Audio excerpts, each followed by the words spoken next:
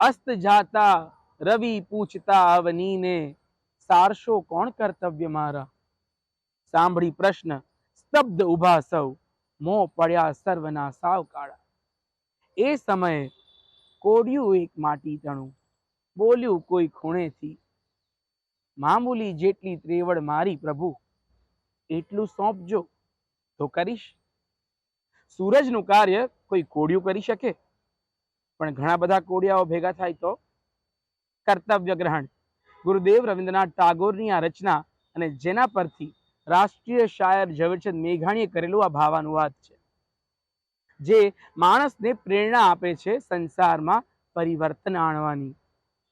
આવી જ સકારાત્મક પ્રેરણાઓનો કાર્યક્રમ એટલે ગુડ ન્યૂઝ ગુજરાત. નમસ્કાર, હું છું હર્ષદીપ અને સ્વાગત કરું છું આપનું ગુડ ન્યૂઝ ગુજરાતમાં. તો ચાલો શરૂ કરીએ આજની સફર. મિત્રો, ભારત દેશ વિકાસની હરણફાળ ભરી રહ્યો છે. તબીબી, શિક્ષણ, ઔદ્યોગિક, ખગોળશાસ્ત્ર, ઉડ્ડયન તમામ ક્ષેત્રમાં હરણફાળ ભરી રહ્યો છે. આ વિકાસની હરણફાળ પાછળ શું છે? તકનીકી વિકાસ. તકનીકી વિકાસ સાધવામાં સિંહ યોગદાન કોનું? આપણા એન્જિનિયર્સનું. મિત્રો, 15મી સપ્ટેમ્બર એ ભારતમાં એન્જિનિયર્સ ડે તરીકે ઉજવાય છે. ભારત રત્ન એમ વિશ્વેશ્વરૈયાની યાદમાં આ દિવસની ઉજવણી થાય છે.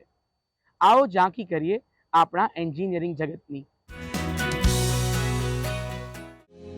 આ છે 20મી સદીનું ભારત.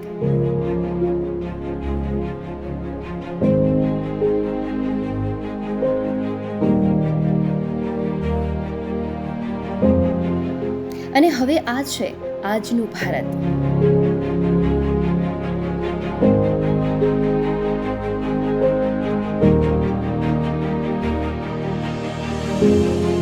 સુખ સુવિધાઓથી ભરપૂર, ઊંચી ઉડાન ભરતું ભારત, અનંત અંતરોને ક્ષણમાં સર કરી આપણી સામે લાવતું ભારત. પણ આ બધું શક્ય બન્યું છે ટેકનોલોજીના વિકાસથી, જેનો શ્રેય જાય છે આપણા એન્જિનિયરોના અથાગ પ્રયત્નોને. 1853 में भारत में बॉम्बे से थाने के बीच पहली ट्रेन चली. सोचो, आज से 175 साल पहले. तब ट्रेन नहीं थी, सड़कें नहीं थी, ट्रेन नहीं थी, तो ट्रेन चलना एक बहुत बड़ी घटना थी. पूरा देश जुड़ गया.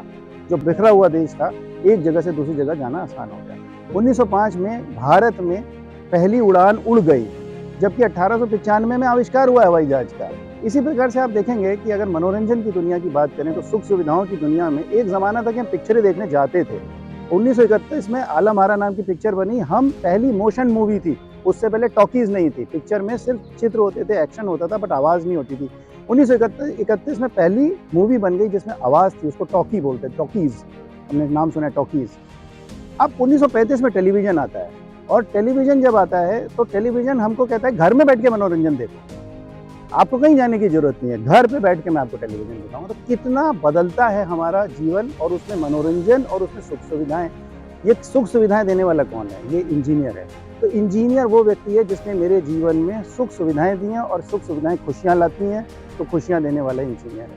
इसलिए इंजीनियर्स डे को हम जनरली विश्वेश्वरैया के नाम पे हालांकि याद करते हैं, जिन्होंने उस समय में जब भारत में गरीबी थी, नदियाँ हर जगह नहीं थी, तो उन्होंने पुलों का निर्माण किया, बड़ी बड़ी बिल्डिंग्स का निर्माण किया, और फाइनली एक देश को एक सूत्र में पिरोया. कनेक्टिविटी के सेंस में बांधों का निर्माण किया. उस समय देश को उस चीज़ की ज़रूरत थी. આજના બાળકો એ આવતીકાલના એન્જિનિયર્સ છે. તો આ અભ્યાસુ બાળકો તકનીકી ક્ષેત્રે કેવું ભવિષ્ય જોવા માંગે છે, આવો જાણીએ. आजकल भारत में ट्रैफिक की बहुत बड़ी प्रॉब्लम है, तो उसका कोई अच्छा समाधान नहीं है, बट एक इंजीनियर उसका समाधान बना सकता है. जैसे एक हाइपर लूप का कॉन्सेप्ट आया है, तो उस हाइपर लूप को शायद हम ज़्यादा सस्ता कर सकते हैं और सारी पब्लिक के लिए अप्लाई कर सकते हैं. इंजीनियरिंग फील्ड एक ऐसी चीज़ है जो कभी भी ख़त्म नहीं हो सकती. हम कुछ ना कुछ नया बना सकते हैं, क्योंकि इंजीनियरिंग का मतलब ही होता है कुछ नया बनाना, कुछ लोगों की लाइफ में बेहतर बनाना. तो यही चीज़ मैं भी करना चाहता हूँ, और इंजीनियरिंग डे से मुझे इसका बहुत बड़ा इंस्पिरेशन मिलता है. કે જ્યારે ઇનિશિયલી સ્ટીમ એન્જિન બન્યું હતું ત્યારે રેવોલ્યુશન ચાલુ થયું હતું, ઇન્ડસ્ટ્રીયલ રેવોલ્યુશન આવ્યું હતું. તો આજે પણ એવું જ નવું રેવોલ્યુશન આવી શકે છે इंजीनियरिंग. आज हमारी दुनिया में बहुत सारे टेक्नोलॉजी, मेडिकल, इंस्ट्रूमेंट, बहुत कुछ है. वो सब हमारे पास किसकी वजह से है? सब कुछ इंजीनियर की वजह से है. તો તકનીકી અને વિવિધ એન્જિનિયરિંગના ક્ષેત્રમાં વધુ વિવિધતા લાવવા, અવનવી શોધ કરવા ઈચ્છતા બાળકોની આંતરશક્તિઓને બહાર લાવવી પણ જરૂરી છે. આપણા દેશના બાળકો એટલા ડાયનામિક છે, એટલા વિચારે છે અને they are the power of the nation, મને એવું લાગે છે. તો એ લોકોને જો આપણે જેટલું એક્સપોઝર આપીશું, જેટલી પ્રવૃત્તિમાં ઇન્વોલ્વ કરીશું, જેટલી વસ્તુઓમાં ઇનોવેશન ફોકસ વિચારવાનું શરૂ કરાવડાવીશું, તો એનાથી આપણો દેશ એક જુદી દિશા લેશે. આપણી એન્જિનિયરિંગ આપણી આજુબાજુ દરેક જગ્યાએ છે. આપણે ફોનની શરૂઆત જોઈએ, વ્હીલની શરૂઆત જોઈએ કે વ્હીલ ઇન્વેન્ટ થયું પ્રી હિસ્ટોરિક ટાઈમથી લઈને આજ સુધી, કે ચંદ્રયાન પહોંચ્યું અથવા મેટ્રો રેલ બની, બધી જગ્યાએ એન્જિનિયરિંગનો ખૂબ અગત્યનો રોલ છે. અને જો બાળકો પ્રોસેસમાં ઇન્વોલ્વ થશે, જો બાળકોને એ એક્સપોઝર મળશે, તો બાળકો એ દિશામાં કામ કરવાનું આગળ શરૂ કરશે અને એ આપણા દેશનું આગળ આપણો દેશ એ દિશામાં વધી શકશે. તો દોસ્તો, એન્જિનિયરિંગ ક્ષેત્રની જ એક અમૂલ્ય ભેટ એટલે ટેલિવિઝન. ભારતમાં એની શરૂઆત થઈ 1959માં અને તેમાં મનોરંજન, માહિતી, સમાચારનું માધ્યમ બન્યું દૂરદર્શન. જી હા દોસ્તો, 15 સપ્ટેમ્બર 1959ના દિવસે दूरदर्शन शुरुआत थी थी। दूरदर्शन एक भारत का लोक सेवा प्रसारक है और लोक सेवा में हम जो कंटेंट दिखाने की कोशिश करते हैं वो मनोरंजक भी होता है, लेकिन साथ में ज्ञानवर्धक भी होता है, दिलचस्प भी होता है और कला से सराबोर होता है। आज भी समय की यही मांग है कि आज हमारी जो पीढ़ी जो दुनिया भर का कंटेंट देख रही है, जो कि हमारे सांस्कृतिक परिप्रेक्ष्य का नहीं है, अगर हम हमारे सांस्कृतिक परिप्रेक्ष्य में उसको रख पाते हैं और अपने बच्चे को भारतीयता बता पाते हैं, तो यही शायद दूरदर्शन का एक मिशन भी रहता है और हमारी कोशिश भी रहती है कि हम हमेशा इस दिशा में प्रयास करते हैं। दूरदर्शनના 64મા સ્થાપના દિવસે દૂરદર્શનની સમગ્ર ટીમ તથા દર્શકોને ખૂબ ખૂબ શુભેચ્છાઓ। ગુડ ન્યૂઝ ગુજરાત માટે જયસુખ શિયાણી સાથે નિકેતા શુક્લનો રિપોર્ટ। 5 સપ્ટેમ્બર એટલે શિક્ષક દિન। જે લોકો ભણી રહ્યા છે તેમના માટે એક દિવસ પૂરતા શિક્ષક બનવાનો દિવસ અને જેમનું ભણતર પૂરું થઈ ચૂક્યું છે તેમને પોતાના શિક્ષકોનો આભાર માનવાનો દિવસ। તાજેતરમાં જ સમગ્ર દેશે શિક્ષક દિનની ઉજવણી કરી।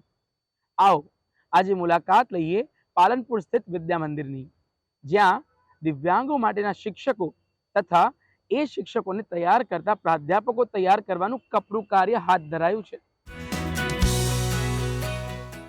ભારતમાં જન્મ લેતા દરેક બાળકને પ્રાથમિક શિક્ષણ મેળવવાનો મૂળભૂત અધિકાર પ્રાપ્ત છે। આ અધિકારથી દિવ્યાંગ બાળક ફક્ત દિવ્યાંગતાને કારણે વંચિત ન રહી જાય તે માટે વિશિષ્ટ શાળાઓ અને તેમાં વિશિષ્ટ તાલીમ મેળવેલા શિક્ષકો નિયુક્ત કરવામાં આવે છે। जनरल बीएड में तो कोर पेपर्स होता ही है, जो बीएड में स्पेशल बीएड में भी होता है, लेकिन स्पेशल बीएड में इसके साथ साथ orientation mobility, recreational activities, daily living skills, abacus, Taylor frame, Braille script, ये सारे के ऊपर ट्रेनिंग दिया जाता है, ताकि एक इम्पेयर्ड बच्चा जिसका स्पेशल नीड्स हो, जिसका हर एक क्रिया करने का तरीका अलग है जनरल बच्चों से, उनको अच्छे तरह से ट्रेनिंग मिले ताकि वो इंडिपेंडेंटली एक जनरल बच्चा जैसा आगे बढ़ सके। અમને જે દ્રષ્ટિક્ષતિ બાળકો છે તે કેવી રીતના લેખન કાર્ય કરતા હશે, કેવી રીતના ગણિત ગણતા હશે, તે અમને અહીં 2 વર્ષની તાલીમમાં અમને શીખવવામાં આવે છે। તેઓ ગણિત કેવી રીતના ગણતા હશે, જે આ ગણિત પાટીની મદદથી તેઓ ગણિત ગણે છે અને તેમના માટે જુદા જુદા સાધનો છે, જે ગણિત પાટી છે, અબેકસ પણ છે। આ અબેકસની મદદથી તેઓ એક કેલ્ક્યુલેટર કહેવામાં આવે છે, દ્રષ્ટિક્ષતિ માટેનું એક કેલ્ક્યુલેટર છે, જે ઉપરના મોતીના કિંમત 5 હોય છે અને નીચેના દરેક મોતીની કિંમત 1 હોય છે। જેમ કે હું તમને બતાવું તો 10 મારે લખવા છે તો એકમના સ્થાન પર 0 મૂકીશ અને દશકના સ્થાન પર 1, ત્યારે આ શું થઈ જાય, 10 થઈ જાય। અને જ્યારે મારે 100 લખવા હોય તો હું એકમના સ્થાન પર 0 રાખીશ એટલે કશું જ નહીં, દશકનો સ્થાન પર કશું જ નહીં એટલે કે 0 અને 100ના સ્થાન પર 1 મૂકીશ એટલે આ 100 થઈ ગયા. આ તાલીમ પહેલા 2 વર્ષ અમને અહીં શીખવવામાં આવે છે. પછી અમે દ્રષ્ટિશક્તિ બાળકોને આ અબેકસ, ગણિત પાટી, બ્રેલ પાટી, પછી ઓરિએન્ટેશન એન્ડ મોબિલિટી, આ દરેક વિષયની તાલીમ અમે પછી એમને શીખવીએ છીએ.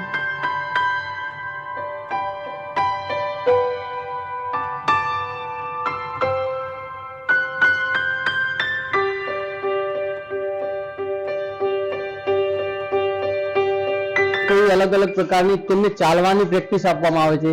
તેઓ ચાલતા હોય તો નજીકમાં કોઈ રોડ હોય તો તેને ક્રોસ કરવાનો હોય ત્યારે તેને રોડ કઈ રીતે ક્રોસ કરાવવો તેની પણ અલગ અલગ પ્રકારની તાલીમ આપવામાં આવે છે. જેમ કે કોઈ દ્રષ્ટિક્ષતિ બાળક છે તેમને રોડ ક્રોસ કરાવવાનો હોય તો તેમને અહીંયાથી પકડવાનું ના હોય, પરંતુ અહીંયાથી પકડીને તેમને રોડ ક્રોસ કરાવવાનો હોય. તેમને જ્યારે ચાલતા હોય ત્યારે જ્યારે ડાબો પગ આગળ આવે છે ત્યારે તેમને પોતાના હાથમાં રહેલી લાકડી જમણી સાઈડ મૂકવાની હોય છે, અને જમણો પગ આગળ હોય છે ત્યારે તેમને ડાબી સાઈડ મૂકવાની છે. એ રીતે તેમને ચાલવાની પ્રેક્ટિસ આપવામાં આવે છે. તેમજ તેમને રોજિંદા જીવનમાં ઉપયોગમાં આવતા દરેક કાર્યને અલગ અલગ રીતે શીખવવામાં આવે છે. તેમને તેમના જીવનમાં ઉપયોગી દરેક તાલીમો સરળ અને તેઓ સમજી શકે એ રીતના આપવામાં આવે છે. શ્રવણમંદ બાળક છે એ કઈ રીતે બોલશે? તો કે શ્રવણમંદ બાળક માટે ગુડ મોર્નિંગ, અને જ્યારે બપોર પડશે ત્યારે એવું કહેશે કે ગુડ આફ્ટરનૂન, અને જ્યારે રાતના ટાઈમે એવું કહેશે કે ગુડ નાઇટ, તો ગુડ નાઇટ. તો આ બધાનો મીનિંગ શું થાય છે કે ગુડ મોર્નિંગ યાની કે સવારે સૂરજ ઉગે છે, અને ગુડ આફ્ટરનૂન યાની કે બપોરે સૂરજ છે જે માથા પર આવે છે, અને રાત્રે કહીશું કે ગુડ નાઇટ, તો કે ગુડ નાઇટ તો કે સૂરજ છે એ નીચે નમી જાય છે. તો અમને આવી બધી પ્રકારની સાઇન લેંગ્વેજો શીખવાડી છે. તો મને આ સાઇન લેંગ્વેજ શીખીને મને ખૂબ જ આનંદ થયો છે, અને મને કેટલા જ એવી અંદરથી ફિલિંગ થાય છે કે એ શ્રવણમંદ બાળકો છે એમની સાથે હું વાતચીત કરું છું ત્યારે મને ખૂબ જ આનંદ મળે છે. ગુજરાત ખાતે સ્પેશિયલ એજ્યુકેશન બીએડ કોલેજના સફળતાપૂર્વક ચલાવ્યા બાદ વિદ્યામંદિર ટ્રસ્ટ દ્વારા વર્ષ 2023થી સ્પેશિયલ એજ્યુકેશન એમએડ કોલેજની શરૂઆત કરાઈ છે, જે ગુજરાતની પ્રથમ એમએડ સ્પેશિયલ એજ્યુકેશન ઇન્સ્ટિટ્યૂટ છે.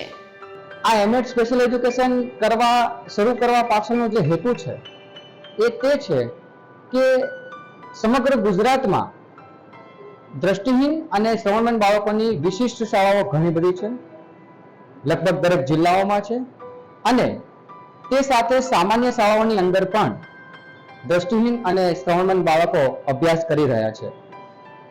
આ બાળકોને માટે જે વિશિષ્ટ શિક્ષકો છે તે તૈયાર કરવા માટે આ એમએડ કોલેજના તાલીમાર્થીઓ એક માસ્ટર ટ્રેનરનું કામ કરી રહ્યા છે.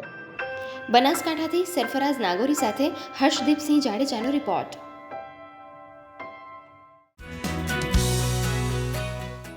માણસના જીવનમાં અમુક ઘડીઓ એવી આવી જાય છે જે માણસને પોતાનું જીવન વ્યર્થ છે એવી પ્રતીતિ કરાવે છે.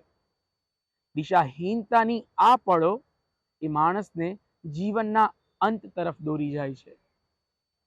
આ વખતે કોઈ આશ્રય જો મળી જાય તો એ જીવન દાન બને છે, અને માણસ એક નવા જીવનની શરૂઆત કરી શકે છે. આજે મળીએ અમુક એવા લોકોને જેઓ આત્મહત્યાના વિચારો તથા ડિપ્રેશનમાંથી બહાર આવી અને સમાજ માટે નવું આશાનું કિરણ બન્યા છે. હમણાં મારી જિંદગી પહેલાંની જિંદગી કરતાં એકદમ બહુ સારી છે, અને જો મેં આત્મહત્યા કરી લીધી હતી તો મારું જીવન પૂરું થઈ જતું, પણ અત્યારે એકદમ સારું છે મારા જીવનમાં. ચારે તરફ અંધકાર અને નકારાત્મકતાની ભાવનામાં જકડાયેલી અને એકલતાની જિંદગી જે ક્યારેક અંત આણે છે આત્મહત્યાની કહાણી પર.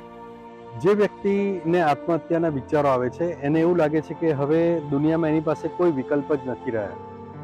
એને સતત ઉદાસીની ભાવના થાય છે, એને કન્ટિન્યુઅસ રડવું આવે છે, એને ક્યાંય ગમતું નથી, કોઈ સામાજિક પ્રસંગોએ જવાનું એને ગમતું નથી, એ કદાચ ઘરની બહાર કે પોતાના રૂમની બહાર જવાનું પણ ટાળે છે. ક્યારેક એ વ્યક્તિ જે છે એના મૂડ સ્વિંગ્સ બહુ થતા હોય છે, એને હોપલેસનેસ લાગે છે, વર્થલેસનેસ લાગે છે. એટલે એને એમ થાય છે કે જીવનમાં કોઈ આશા જ નથી ને કોઈ મને સમજી શકતું નથી, આ દુનિયા મારા માટે બનેલી નથી. આ પ્રકારના વિચારો એ આપઘાત કરનાર વ્યક્તિને આવતા હોય છે. કહેવાય છે કે અગર આપ આપના દુઃખ વિશે કોઈને વાત કરો તો મન હલકું થઈ જાય છે. આવામાં જરા વિચારો કે માનસિક મુશ્કેલીઓથી ગુજરતા વ્યક્તિના મનને સાંભળીએ અને સમજીએ તો કેટલા લોકોની જાન બચાવી શકાય. આવા જ પ્રયાસ કરે છે અમદાવાદના મિકુલ પટેલ. મૂડ કેફેના ઇનિશિયેટિવ સાથે તેમણે હજારો લોકોનું કાઉન્સેલિંગ કરી તેમને આત્મહત્યા કરવાથી રોકીને તેમના જીવનમાં ખુશીની નવી કિરણો પ્રસરાવી છે. हमने एक एनोनिमस चैट ऐप बनाया मूड कैफे, जो एक व्हाट्सएप जैसा ऐप है जहाँ पर आप आके आपकी डिटेल्स बताए बिना किसी एक ट्रेन लिसनर से बात कर सकते हैं. सो ये लिसनर हमारी तरह ही कोई होता है, बट उसको हमें ट्रेनिंग दिया जाता है कि कैसे बिना जजमेंट के सुनना है, क्योंकि कहते हैं कि शेयर करके ही आधा मन तो वही हल्का हो जाता है. हमने मूड कैफे के दौरान हम जानते हैं कि एटलीस्ट 9 ऐसे केसेस थे, सुसाइड केसेस, जिनको हमने जान बचाई. असली में और भी ज़्यादा होंगे, बट 9 हमें पता है. इनफैक्ट मैं खुद एक ट्रेन लिसनर था. एक बार हम लोग ऑफिस में मीटिंग कर रहे थे. मीटिंग करने के बाद मैं बाहर वॉक कर रहा था और मेरे को एक कॉल आया. मैंने देखा 2-3 मिस कॉल्स थे और फिर मैंने लास्ट कॉल उठाया और बात किया. तो एक लड़की थी, वो बोली कि अच्छा हो आपने कॉल उठा लिया, मैं कब से बात कर रही थी, नहीं तो मैं जस्ट चेयर पे चढ़ के सुसाइड करने ही वाली थी. और ये देख के बहुत सरप्राइजिंग लगा. तो तभी मैंने वही के वही उसको हमारे सुसाइड हेल्पलाइन पार्टनर से कनेक्ट कर लिया कॉल पे. एंड उसने उन एक्सपर्ट से 1 घंटा बात किया, फिर मुझे फिर कॉल किया और इस बार वो हंस रही थी. And she said God bless you. And उसको बहुत खुश हो गई कि किसी ने उसको सुना. मैंने आज तक उसको पूछा नहीं उसको इश्यू क्या था, बट मैं ये जानता हूँ कि मैंने लाइफ बचाई थी. જ્યારે ઘોર અંધકારમાં પ્રકાશનું એક કિરણ દેખાય તો જીવન જીવવાની ફરી આશા જાગે છે. આવા લાખો લોકોની આશા અને ઉમ્મીદ બની છે જીવન આસ્થા હેલ્પલાઇન, જેમણે ન માત્ર લોકોની એકલતા અને ઉદાસીનતા દૂર કરી પણ સમય સાથે તેમના જીવનમાં સકારાત્મકતા પણ લાવ્યા. ટેલિફોન અમને પૂરા ભારતમાંથી આવે છે અને કોલ્સ આવે ત્યારે કાઉન્સિલર એકદમ સારી રીતે પહેલાં એમની સમસ્યાને સાંભળે છે, એને આપણે એક્ટિવ લિસ્ટિંગ કહીશું. એ સાથે સાથે ઇવેલ્યુએશન પણ કરે છે કે એમની પ્રોબ્લેમ સમજવા ટ્રાય કરે છે કે કયો ડિસઓર્ડર છે, કયું સ્ટ્રેસ લેવલ છે, જેના કારણે પછી એમને સલાહ આપવાની થાય, સજેશન આપવાના થાય તો એમને એમના પ્રોબ્લેમને ધ્યાનમાં રાખી અને એમના મેન્ટલ હેલ્થ સ્કેલ કયો છે એ ધ્યાનમાં રાખીને કાઉન્સિલર એમને કાઉન્સેલિંગ આપતા હોય છે. હું નોકરીની તાલીમમાં હતો. તાલીમ દરમિયાન મારા મનમાં ખરાબ વિચારો આવવા લાગ્યા. મારા મનમાં એવા વિચારો આવવા લાગ્યા કે હું ક્યારેક સુસાઇડ કરી લઉં, આત્મહત્યા કરી લઉં. પછી એક દિવસ એવો આવ્યો કે જીવન આસ્થા હેલ્પલાઇન નંબરનો સંપર્ક થયો.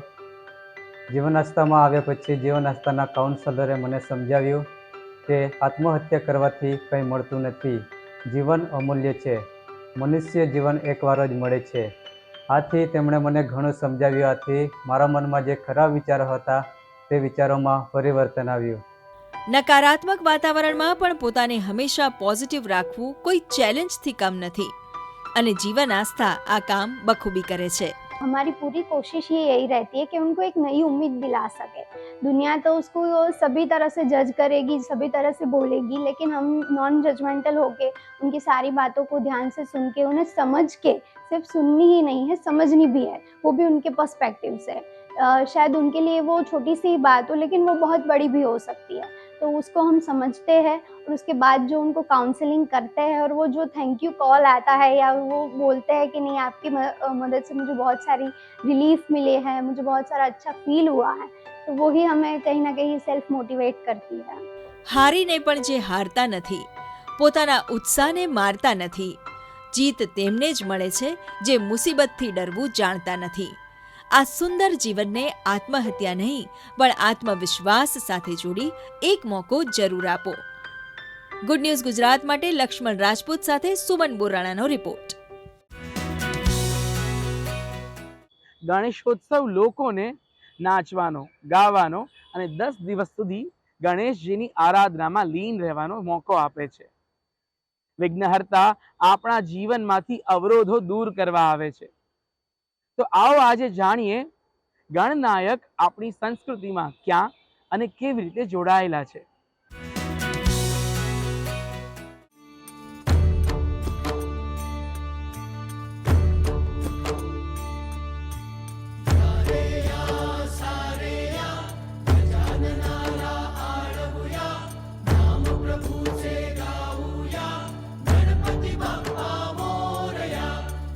પણ કાર્યને શુભ અને સફળ બનાવવા માટે આપણને સમજદાર વ્યક્તિની જરૂર હોય છે અને આપણા જીવનમાં ગણનાયક ગણપતિ આ કામ માટે મદદ કરે છે. શ્લોક છે વિદ્યારંભે વિવાહે ચ પ્રવેશે નિર્ગમે તથા સંગ્રામે સંકટેશ્ચૈવ વિઘ્નસ્તસ્ય ન જાયતે. વિદ્યારંભે, વિદ્યાની આરંભમાં ભગવાન ગણપતિનું નામ લેવામાં આવે છે. વિવાહમાં, જ્યારે વિવાહ થતા હોય ત્યારે વિવાહ કાળમાં ભગવાન ગણપતિનું નામ લેવાથી બધા જ વિઘ્નો દૂર થાય છે. સંગ્રામે, યુદ્ધની અંદર જ્યારે ભગવાન ગણપતિનું નામ લઈએ છીએ ત્યારે બધા જ વિઘ્નો દૂર થાય છે. સંકટે, જ્યારે આપણે સંકટમાં હોઈએ ત્યારે વિઘ્નહર્તા ગણપતિનું નામ લેવાથી બધા જ વિઘ્નો દૂર થાય. પ્રવેશ, જ્યારે આપણે કોઈ પણ નૂતન સ્થાનની અંદર પ્રવેશ કરતા હોઈએ ત્યારે નામ લેવાથી બધા જ વિઘ્નો દૂર થાય છે. અને એની જેમ જ છે નિર્ગમે, જ્યારે આપણે ઘરેથી નીકળતા હોઈએ, કોઈ પણ સ્થાનેથી નીકળતા હોઈએ ત્યારે આપણા જે કંઈ પણ શુભ સંકલ્પ છે એ ભગવાન ગણપતિના નામ લેવાથી પરિપૂર્ણ થાય છે. લગ્ન જીવનને સફળ બનાવવા પતિ અને પત્ની બંનેની સમાન ભાગીદારી છે. આનું શ્રેષ્ઠ ઉદાહરણ ભગવાન ગણપતિ અને તેમની પત્નીઓ છે. ગણેશજી હંમેશા પોતાની સાથે રિદ્ધિ અને સિદ્ધિ લઈને આવે છે. ગણપતિજીએ એમના સસરાને એટલે કે સ્વસુરને એક એવું વચન આપ્યું હતું કે જ્યાં મારી પૂજા થશે ત્યાં મારા પત્નીઓની પણ પૂજા થશે. આપણે જોઈએ કે આપણે રિદ્ધિ અને સિદ્ધિ આ બંને નામોથી પ્રચલિત છે આ બંને શબ્દ, પરંતુ બે શબ્દ મુખ્યત્વે આ પ્રકારના છે, સિદ્ધિ અને બુદ્ધિ. બ્રહ્મવૈવર્ત પુરાણના માધ્યમથી આપણે જોવા જઈએ તો જ્યારે આપણે ભગવાન ગણપતિનું પૂજન કરીએ એમની આગળ બે સોપારી રાખીએ છીએ, પણ શાસ્ત્રમાં એવું કીધું છે કે વિઘ્નહર્તા ગજાનન ગણપતિ કટી, કટી એટલે કે કમરના ભાગમાં એક તરફ સિદ્ધિ છે તો એક તરફ બુદ્ધિ છે. કારણ કે કોઈ પણ કામ કરીએ ત્યારે આપણે એમાં બુદ્ધિ વાપરવી જોઈએ અને એ કાર્યમાં આપણે સિદ્ધિ જોઈએ. એટલે માટે વિઘ્ન ગણપતિજી દૂર કરે છે, સિદ્ધિ એમના પત્નીએ પાવે છે અને કામમાં આવશ્યક છે બુદ્ધિ. ભગવાન ગણેશને એક ખાસ કારણથી ગણનાયક નામ આપવામાં આવ્યું છે. ગણિત, જેને આપણે કહીએ છીએ ગણિતમ, ગણેશ અને ગજાનન, આ ત્રણેય વર્ડ્સમાં એક વસ્તુ કોમન છે અને એ છે ગણ.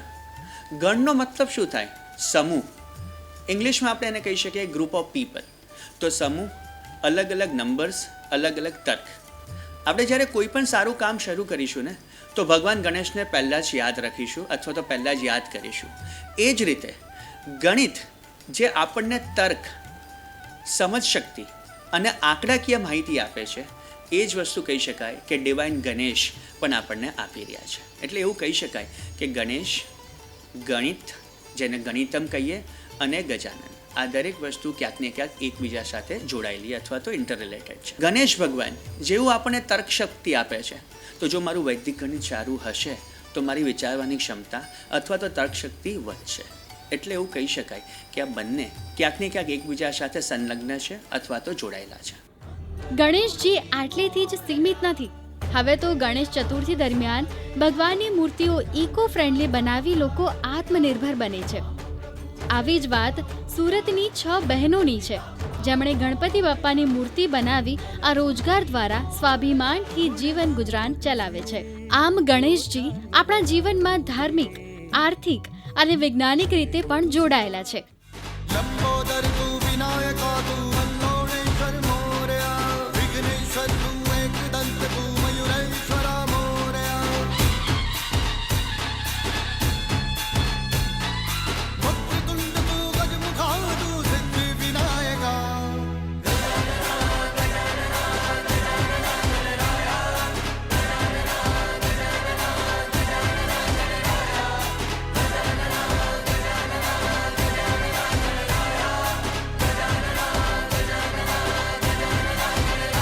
ગુડ ન્યૂઝ ગુજરાત માટે હિતાંશ જૈન સાથે શ્વેતા યાદવનો રિપોર્ટ. મિત્રો, તાજેતરમાં જ દિલ્હી ખાતે યોજાયેલી G20 સમિટ એ ભારત માટે એક પ્રાઉડ મોમેન્ટ બની, જેણે ઇતિહાસ રચી દીધો. વસુદૈવ કુટુંબકમની ભાવના સાથે ચાલતા ભારતનો ભાવ જોઈ વિશ્વ મંત્રમુગ્ધ થઈ ગયું. તો આવો આજે G20 સમિટ ખાતે રહેલી ગુજરાતની ઝાંખી નિહાળીએ. India's G20. G20 on G20. The G20 summit has concluded. India has achieved whatever it set out to do. Big comment has come from the United States of America calling G20 Delhi Declaration a success. हमारी teams के hard work से और आप सभी के सहयोग से नई Delhi G20 leaders summit declaration पर सहमति बनी है. This is a big deal. This is a real big deal. I want to thank you, Mr. Prime Minister. One Earth, one family, one future. That's the focus of this G20 summit. We commit to invest alongside with you on this road, and this is a very important project from Asia. એક સ્વપ્ન હતું કે આખા વિશ્વમાં Bharat number 1 economy બને અને G20 summit બાદ આપણે સ્વપ્ન નજીક જઈ રહ્યા હોય એવો વિશ્વાસ દરેક ભારતીયોમાં જીવંત થઈ ગયો છે.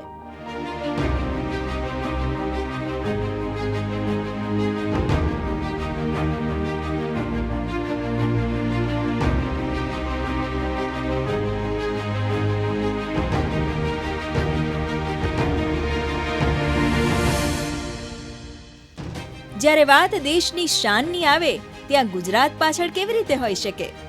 વિશ્વભરમાંથી આવનાર વિવિધ ક્ષેત્રના પ્રતિનિધિઓ સાથે ગુજરાતના કલાકારોએ પણ લોકોના દિલ જીતી લીધા.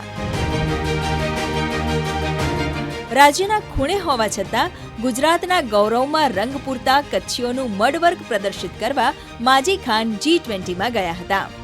લોકોને મોહી લે એવું મડવર્ક કરનાર આ કારીગરના હાલચાલ કચ્છી ભાષામાં ખુદ વડાપ્રધાન મોદીજીએ પૂછ્યા હતા.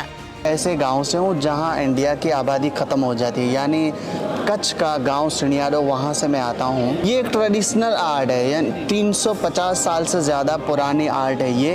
तो इस आर्ट को जब शुरू किया गया तो वो उस गांव में, उस एरिया में शुरू किया जहाँ पर लोगों के पास व्हीकल, ऊँट और घोड़े हुआ करते थे. तो ऐसे गाँव में उन लोगों ने तब शुरू किया जब वो अपने घर बनाते तो पूरा मिट्टी से बनाते थे. उसमें उन्होंने इसको स्टार्ट किया कि डिज़ाइन बना के घर को खूबसूरत कर दें. तो वो उस समय के आर्ट स्टार्ट हुई और उसके बाद जब इसकी बहुत रकम बड़ी लोगों को चाहिए था, हर जगह पॉसिबल नहीं था कि लोग आर्टिजन को बुला सके, वॉल पे करवा सके, तब ये MDF वुडन पे अलग अलग मटेरियल पे जो बनाकर मिट्टी से डिज़ाइनें वो लेने लगे. तब ये जब डिज़ाइनें अब विदेश लोगों के सामने, हमारे मेहमान जो है उनके सामने आ रहे, तो वो उनकी आर्ट की स्टोरी सुन के बहुत खुश हो रहे कि यार ऐसा अमेजिंग आर्ट भी होता है क्या, ऐसा खूबसूरत आर्ट भी होता है जो मिट्टी से इतनी बेहतरीन डिज़ाइन बन सकती है और शीशे से इतना चमक सकता है. तो वो रीज़न देखकर भी बहुत खुश होकर वो ले रहे हैं. અમદાવાદના યુવક મૌલિક અને તેમના મિત્ર સિદ્ધાર્થે તેઓની જેગુઆર કાર ચારે તરફથી એવી રીતે સુસજ્જિત કરી હતી કે અમદાવાદથી દિલ્હીના આખા રસ્તે અને G20 સમિટમાં પણ સૌ કોઈ આકર્ષિત થયા હતા. તો છોટાઉદેપુરના કારીગરની પેઇન્ટિંગ આર્ટ જોઈ લોકો બોલી ઉઠ્યા હતા, વાહ શું કળા છે. जिसको बोलते हैं पिठोरा देव के नाम पे, हमारे जो समाज के देवता है पिठोरा देवता, उनके नाम पर ये करीबन 12,000 साल पुरानी एक कला संस्कृति है. ये पहले गुफाओं में होती थी, मतलब कि ये एक स्क्रिप्ट है, ये लिपि है. पहले ये मन्नत लिखते थे जो गुफाओं में लिखी जाती थी. अब धीरे धीरे हमारे समाज के अंदर, घरों के अंदर ये घोड़े के रूप में दीवार के ऊपर अपने घर की सुख शांति के लिए मन्नत रखते हैं और उसी मन्नत को घोड़े के रूप में हम दीवार के ऊपर बनाते लिखते हैं. और ये हम देवता को चाहिए, हमको जो मुश्किल है मुस्लिम से दूर रहे, इसके लिए हमको ये मन्नत लिखते हैं और पूरे समाज के लोग को बुलाते हैं और एक उत्सव जैसा माहौल हम बनाते हैं और ये परंपरा आज भी चली आ रही है. ગુડ ન્યૂઝ ગુજરાત માટે કૌશિક કાંટેચા અને ખ્યાતિ બાજપેયી જૈનનો રિપોર્ટ.